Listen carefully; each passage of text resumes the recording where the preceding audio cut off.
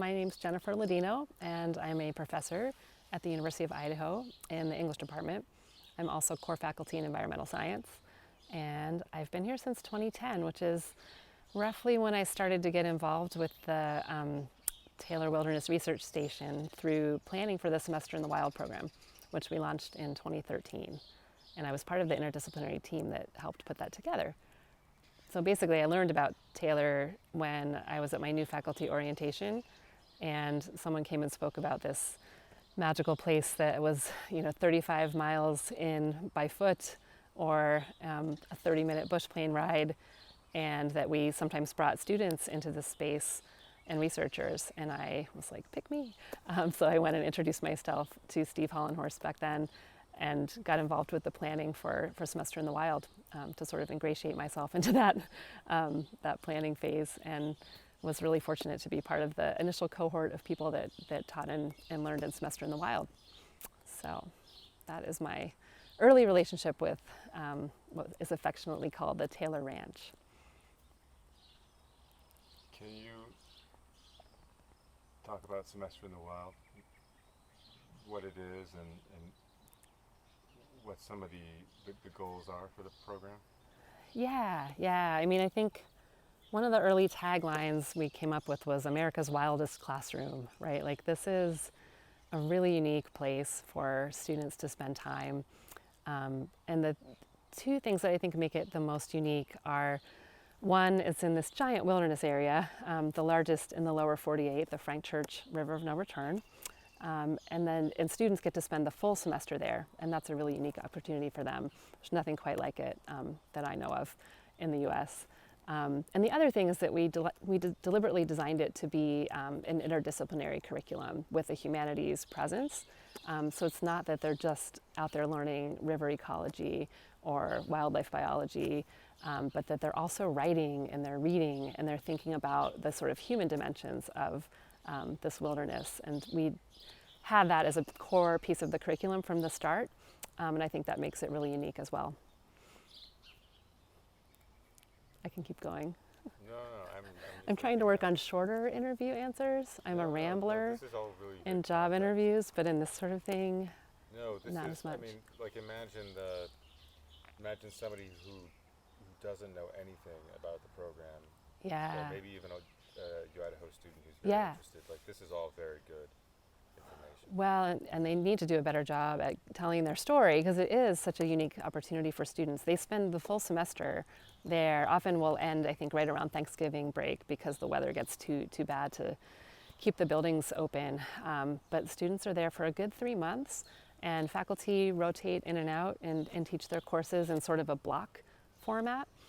So that works really well. There's focus time for students to really deeply engage with the material for one course and really get to know one faculty member at a time. Sometimes we go in teams, and that works really well as well.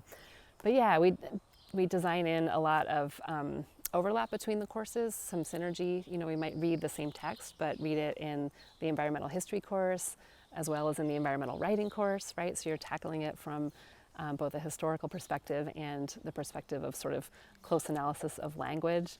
One of my favorite moments in the first couple of years was thinking closely about the language of the Wilderness Act. So the word untrammeled, for instance, is really a tricky one, and it's been the source of a lot of discussion and some controversy in sort of the legal world. Like, what does it mean to say that this is an untrammeled space?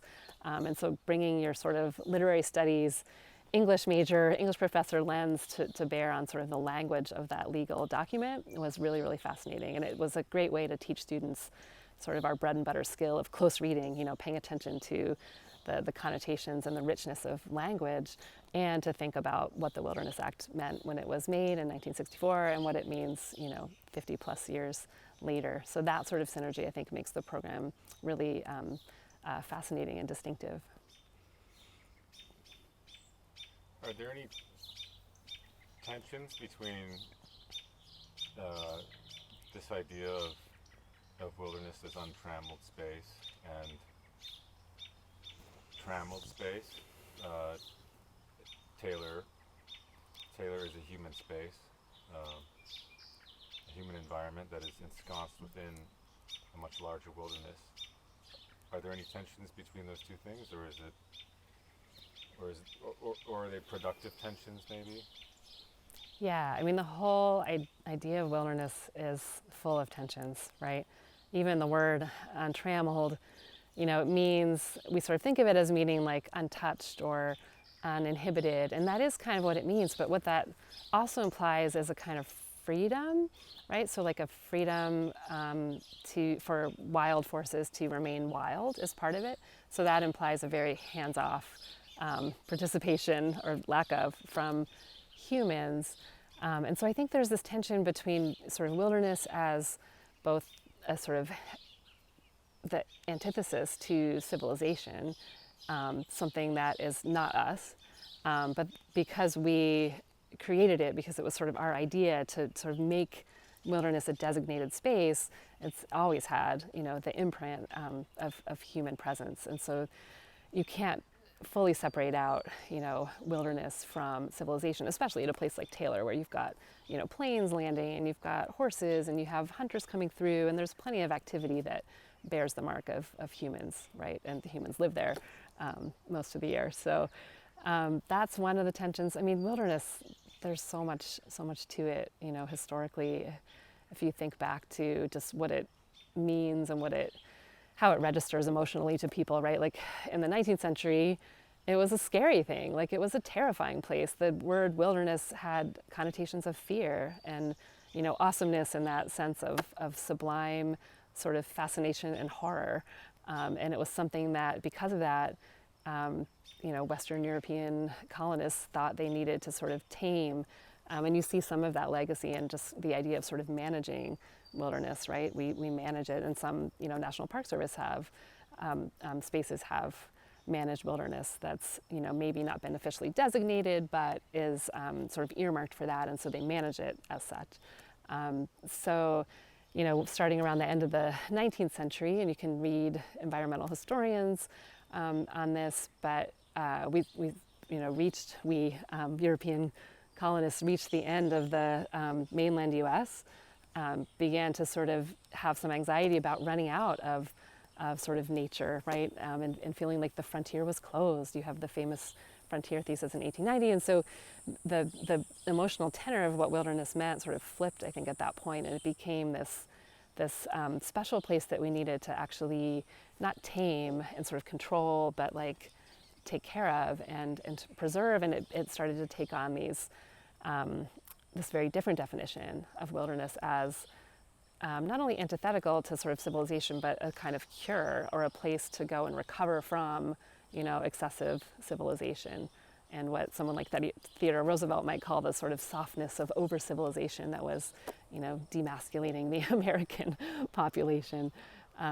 So, yeah, the tensions are really, they're historical, they're legal, and they're, I think, emotional in certain ways. I could say more about that piece, maybe. There's a lot there. I know. Yeah. One thing that is in keeping with wilderness doctrine about Taylor is that, with the exception of the caretaker or the station manager, Yeah. it is a place of visitations. Yep. And numerous comings and goings. Yeah. And I'm wondering, as a visitor yourself, yeah. What do you take away from Taylor when you leave, or like when you get back home? What stays with you, or what have you brought back with you? Yeah. I mean, it's almost like a cleanse, like a mind-body cleanse, right? Like you get out there, and I haven't walked in, which I think would be a different kind of entryway or gateway into the Taylor sort of wilderness space. But when you come in by plane, and it's loud in those small planes, and it's a little unsteady, and you're looking out over this vast expanse of just like mountain range after mountain range, and it's stunning to fly in and see that, just the bigness of it. But it's still quite loud, and you're in this contraption, this machine, and you land on what appears to be very dangerous airstrip that's made of grass and not very long. And the plane lands and the engine, turns off and the propeller stops. And suddenly it's just completely quiet and still, right? Maybe you hear Big Creek maybe sort of gurgling off to the side. Maybe someone greets you. See, there's a human there. Probably someone will greet you. The manager, or if you're teaching in Semester in the Wild, it could be the faculty member that you're going to high five and tag team out of there. It could be the students who are waiting to meet you for the first time or give you a hug if you're meeting them for the second time. So there is always a human element, but like it gets slow and quiet from the very beginning. And so like from that point on, it feels like you just kind of shed layers in a way, and you slough off, the like continuous partial attention, right, that most of us live in the world. You've got people checking their phones and scrolling, and that doesn't happen there. There's no cell signal. They do have Wi-Fi that seems to be getting better and better every year, and you can check in as needed, but it's not constant. It's not continuous. So that's one layer that I think you kind of shed right away. And it just feels like you pare things down to the essentials and you kind of recalibrate your priorities a little bit, which is, again, a kind of mind-body cleanse where you think and feel like what's important, what's kind of elemental or bedrock in your life. And there's something kind of magic about the place that I don't know how that could not happen to you, right? And I've seen it happen with every single student that has done the Semester in the Wild program and the faculty as well. So then, I can talk more about what it's like to be there. But when you go back to, quote unquote civilization, it can be a little shocking at first, especially for students who have spent several months and not left at all. They find it pretty overwhelming, and it's almost like a reentry. We've actually worked with international programs officers to talk about like reentry tips for going from one culture or one foreign country to another, to your home country, and having it be really different when you return, and not always in good ways. So, it feels really loud, it feels really busy. The grocery store has so much to offer and you don't know where to start. So things like that, I think hit students really hard. For me as faculty, it's like, oh, my inbox has thousands of emails in it that I didn't, I let slide because I was, embracing the experience of being there. And yet somehow there's like a calmness that I think, at least for me, really sticks with you. Having spent a week or 10 days in a wilderness, it's that quietness, it sticks with you, it lingers.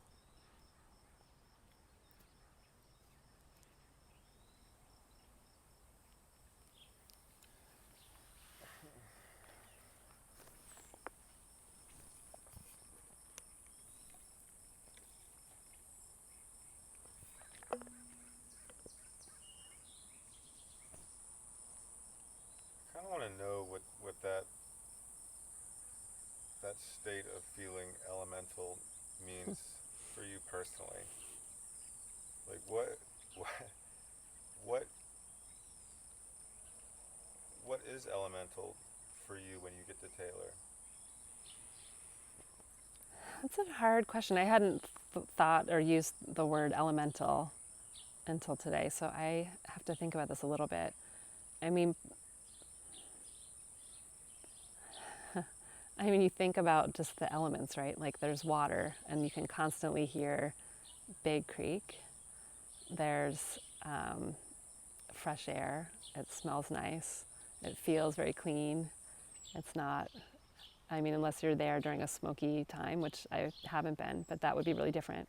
A different element, I guess. Fire would be involved in that case. But you see the residue of fire, the history of fire on the landscape, right, when you're flying over. And in certain parts of the wilderness. What's the other element? Wind? Wind. Oh yeah, gosh, plenty of wind. The plane, you feel you're riding in on air, and that's pretty amazing / scary. But I think what I mean is more like you become cognizant of your animality, right? Like your basicness, your fleshy, embodied nature. Like we are wild animals. And when you're living in close quarters with other wild animals, right, you can see bears coming. Bears will come into the Taylor complex and, eat apples, for example.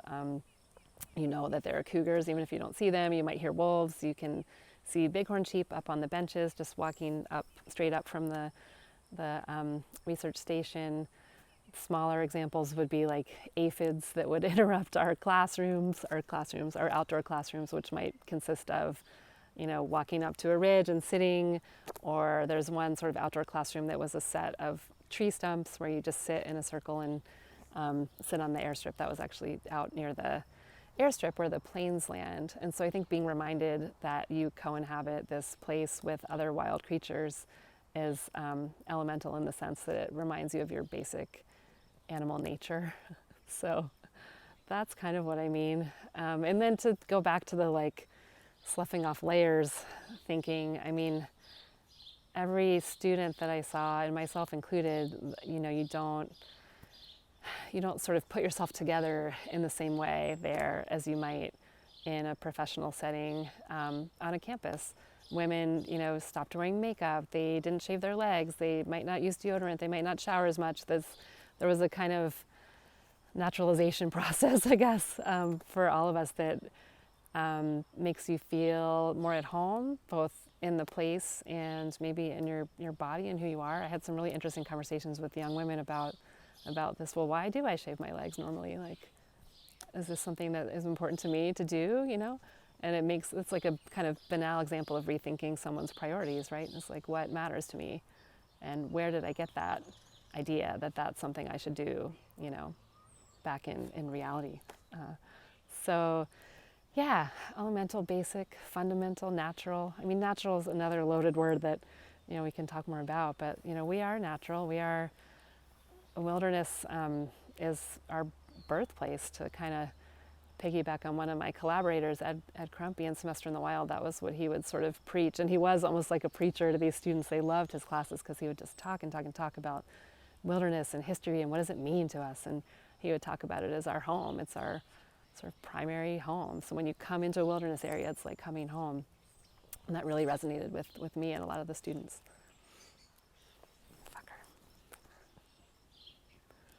Mosquitoes, for example, another. I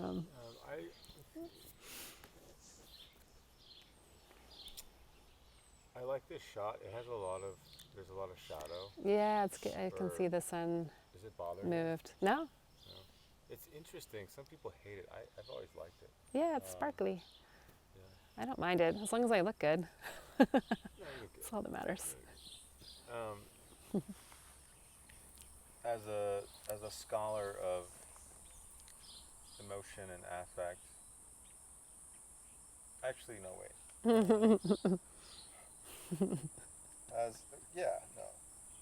As a scholar of human emotion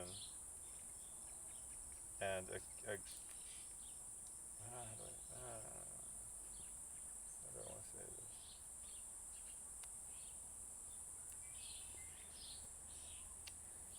As a scholar and keen observer of emotion and affect, what kinds of affect do you see in students when they arrive at Taylor? Yeah. This is going to sound cliche, but the first thing that comes to mind is this kind of childlike joy. Like they're just so happy, at least at times. I mean, there are times, of course, when, like with any foreign travel, they have that curve, right, where you're high, and then you kind of go through a low point, and then you come back out of it at the end of your journey. Sometimes there's a little bit of that. There are ups and downs, but I think there are moments of sort of pure, innocent, just like joy with, again, this comes back to that like unmasking or sloughing off of pretensions and the layers that we sort of use to put our identities together, and this kind of uninhibitedness. Maybe this comes back to being untrammeled, right? Like it's not just the wilderness that's untrammeled, it's the people that go there, and they somehow are free in that same kind of way, uninhibited. But yeah, there's a joyfulness, a playfulness. A lot of students, they made up games, they wrote songs together. There were, when they cooked meals, they were goofy. It was just fun. They were just having fun, in a way that was not like unpretentious, no judgment. And that's why I say childlike, I guess, is just kind of, yeah, just pure joy in moments. I mean, I asked them about emotions. It's been a while since I've thought about this. I'd have to look back at some of their essays and things. But just that, the curiosity of learning a new place, of planning and mapping out and packing for a backpacking trip, for example, that kind of curious inquiry. And I do think curiosity is a kind of emotion. You could call it an affect, but in this case, I feel like it is a joyful embrace of newness and a kind of wonder, I guess, would be another one. A kind of wanting to know more, which is kind of what the noun form of wonder, or what the verb form of wonder, I guess, is to wonder about something, right? If the noun form is an emotion, you feel a sense of wonder, then the verb form is like wanting to know more about that. And I think you see a lot of both of those things among students and faculty in Semester in the Wild. A sense of wanting to learn about this place, and learning being both an intellectual process, right, and an emotional one. I think there's a kind of embodied knowledge that is both intellectual and kind of affective or emotional that we all embrace there. That is how learning should happen, in my opinion. And Kayla's. Other emotions. I mean, certainly I had students write about encounters with other animals, and there were some really fun moments. And again, it's maybe a little fear and awe at first, but I want to come back to wonder, because to me, wonder is a kind of less intense, more manageable form of awe, where you're not maybe in that fight, flight, or freeze feeling, but you're feeling a sense of curiosity and exploration. And maybe I'm sure students felt both. If it was a rattlesnake encounter, for example, there's a lot of rattlesnakes out there in the heat of the summer, which I was never there for that part. I always went later in the fall, or encountering a bear or another large predator. Certainly could be a little bit of both, but yeah, lots of wonder. And I think a lot of it is with non-human animals, but you had students who were fascinated by plants, right? Who would sit for hours and study and draw. We did a lot of sketching and that sort of journaling. So that's a fascination too that I think is pretty unique to that learning experience and that environment. You could do that in a traditional campus classroom. You could go to the Arboretum and sit, but most classes are pretty tightly constrained in terms of time. Whereas Semester in the Wild, you feel like you have all the time in the world. It really is. We called it Taylor time. Time is really slow there, and it just seems like there's so many hours in the day, and the days are long. And we try to keep class time fairly compressed so that students have, the opportunity to explore and learn at their leisure. I know some students would probably bristle at what I'm saying, because often they felt the same stresses and pressures to get work done that students feel on campus, and we do work them pretty hard. There's a rigorous learning curriculum that they have to do, but I think they learn skills really fast, like much faster than students who have all the distractions of a traditional campus. Like they could get close reading in a session and like go out and practice it and come back and teach it to me the next day and teach it to each other. Whereas on campus we spend, the semester kind of doing close reading boot camp and like doing drills basically and kind of learning the skill over and over again. So they need a little less reinforcement. Things click quickly there in my experience, which I attribute to the kind of purity, the lack of distractions, primarily. I forgot, where did this start? I feel like. So it's a good disciplinarian. Yeah, exactly. Strong disciplinarian. Yeah. Have you had any memorable animal encounters? Not there. No, not that I can talk about at Taylor. The home, Yeah. the idea of wilderness as a home is very interesting to me because I, I personally don't feel that way. Yeah. And for many of us, it is not a home, but it is a home for wild animals. Yeah. Um, and I wonder if you or your students have felt the need to acclimatize to this home that animals spend all of their time in and you very little. Yeah. And if that's part of this rehoming process. For sure. I mean, I think in the early years of the program, when students hiked in, they had a much easier time adapting to life there. Some students have never backpacked, for example, never carried a backpack. And so having that opportunity to carry some of their stuff in, obviously not all of it, and to kind of meander their way to, the heart of the wilderness, was a much different and easier way to acclimatize. And sure, I mean, depending on people's experience levels and what they expected coming into this program, some were more immediately at home than others. It might take some time. Yeah, I mean, and some people, had anxiety, I'm sure, about like the openness. It's almost a kind of agoraphobia to feel like you're so remote and it's so open and help is far away. Like that's part of, that's one definition of agoraphobia, is like feeling like you're so in such a remote open space that you're on your own. And you kind of are. Like there are days when the planes can't fly because the weather's too bad and you just hope you don't break something or get really sick during one of those weather periods. So I think that's part of the excitement for some people is that part of being in a wilderness area is accepting a little bit of risk. That's part of the maybe adventure that some recreationalists look for, the more thrill-seeking folks. The campus itself, the Taylor's Wilderness Research Station itself, feels very comfortable. To some students, too comfortable. Like they wanted it to be rougher. Like they didn't want to stay in a nice cabin, right? And so after the first few years, with the help of the DeVlieg Foundation, we were able to put together some wall tents. So now the students live in wall tents, which they share with 2 or 3 other students. And so those are much more humble. They do have ways of heating. I think they've got little wood stoves in there where they can heat it when it gets really cold. But they're nice. So you can hear the creek still, but you feel a little bit more like you're not in a house.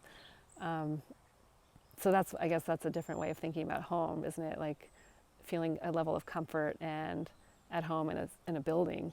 So if you take the building away, then you're sort of a little bit more at home in the wilderness, you could say. But I think for me, I had spent a lot of years as a park ranger, and it felt very familiar to be on a small piece of land with very old buildings in a community of workers and learners that you sort of are sharing a mission with. To me, that was what I did for 13 summers with the National Park Service. And so I wasn't disoriented or ill at ease upon entering. But yeah, it would be different for different people, for sure. The word, this reminds me a little bit of the word bewilder or bewilderment, which is all about feeling lost or disoriented. And it comes from the verb wilder, which used to mean to like lead somebody astray or to like be led astray. So that's really interesting to think about how wilderness can be a disorienting, unsettling, confounding kind of experience. And I think some students wished it was more like that, like they needed a little more of that risk. And then for others, it was a lot all at once. Yeah. Yeah, I mean, you've been implying that that's a vital part of Taylor's educational platform and environment. Yeah, it is, absolutely. And I think flexibility, it's one of those areas where, like I was saying with planes and weather systems, there's a lot of uncertainty even now, even as civilized as we've made it and safe as we've made it, of course, safety is a huge priority for the program. It still has elements of the unknown, the unexpected. You might have to shift gears partway through a lesson if, a rainstorm comes. Once we had a student stop class because it was raining outside and she wanted to just listen to that for a while and like be present with the storm. So we stopped class and did that. I think it forces you to have a kind of flexible teaching style, which always was my preferred mode anyway, but even more so in a wilderness area. So yeah, uncertainty, flexibility, a little bit of confoundedness, I guess. And if you're out, on a trail or off a trail and sort of exploring, there's plenty of opportunity for that sort of thing, just right off the campus. If you go up Pioneer Creek, for example, my colleague Scott Slovic has a great essay about getting, not lost, but going on a very epic hike with a student up Pioneer Creek. So you should ask him about that. He wrote about it in this book that I'm holding. Oh, really? Yes. Idaho Wilderness Considered. You should pick it up. It's a great book. I will. 2016. Yeah. I know a PhD I think it was student 2016. who Yeah. is doing work on Pioneer Creek. Oh, no way. Grace Pevin, yeah. So I'll give that to Yeah. her. Yeah. She works with Mary. Okay. Yep. I forget Mary's last Yeah. name. Yeah, getting lost is part of it, I think. And I didn't go on any of the backpacking trips with the students. I really wish I had. But you could ask Scott or Adam about that experience, And I don't think there were any major losses, although other exciting things happened. But yeah, you feel pretty out there. I mean, you are out there. You're far from health services, for example, far from roads. So to me, that's a nice feeling, but I think for other people, it may not be so nice. And one of the things people value about wilderness traditionally is just knowing that it's there, whether you can personally go to it or want to go to it or not. It's an idea. It's a material thing, but it's also an idea, and people like to know that we have wilderness, that it's there. That means something. Yeah, to have the option of discomfort, even if you will Yeah. never take it. Yeah. Knowing that other people are climbing Mount Everest and you don't have to. Yeah.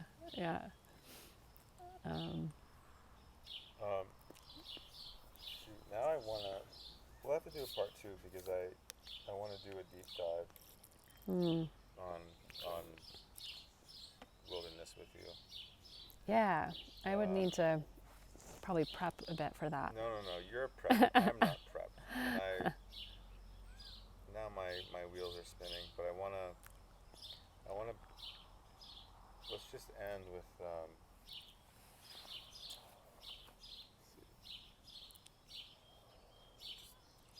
given the value that you've outlined for Taylor's educational presence, what would you like to see for Taylor's future? That's a great question. I mean, the Semester in the Wild program could grow. We've never maxed out the number of students that could benefit from it. So one quick answer is just better recruiting. Honestly, for that program, I think we could do more to get the word out, to tell the story about how unique Semester in the Wild is as a program. And we don't want it to get too big. I mean, for me as an educator, like right around a dozen is pretty optimal, but I think we can hold upwards, even close to 20, I'm pretty sure. I'd have to check that. It's always a fine line, right? Because you don't want to argue that we need to get more people into the wilderness, because then, at what point does it become overpopulated, or does it lose some of that magic character? But I would love to see more researchers and scholars from all of the disciplines be invited and have opportunities to use that space, right? We've got the Writing in the Wild Fellowship that our creative writing students get to take advantage of. It's an application process. 3 of them go every fall, late summer, early fall, and that's cool. So more opportunities like that for faculty. I'd love to see it be a place for percolating sort of interdisciplinary collaboration, for example. Beyond the Semester in the Wild program, there are faculty doing really interesting work on campus that, if we did retreats there, I think, we could make even more progress together in these concentrated bursts of time that are so rare and valuable for faculty researchers. I don't know how I feel about sort of opening up to broader publics beyond, the university, but yeah, I'd have to think about that. But it is such a unique and special place, so part of me really wants to share it with more people, get people out there, but without crossing that line of changing it. But that's a conversation for another time. The tension between change and stasis, that's very much a part of what wilderness is, especially with climate change and impacts of that. I don't think that's a great note to end on, but... No, that's good, that's good. I should have warned you, I like to have awkward pauses at the ends of ideas. Yeah. So that I could end videos there. Oh yeah. And you like to fill them up. I know. Sorry, I should have. No, I've been doing really well. I thought. Normally I do a lot more filling. No, that was. We have almost 40 minutes right there. Oh great.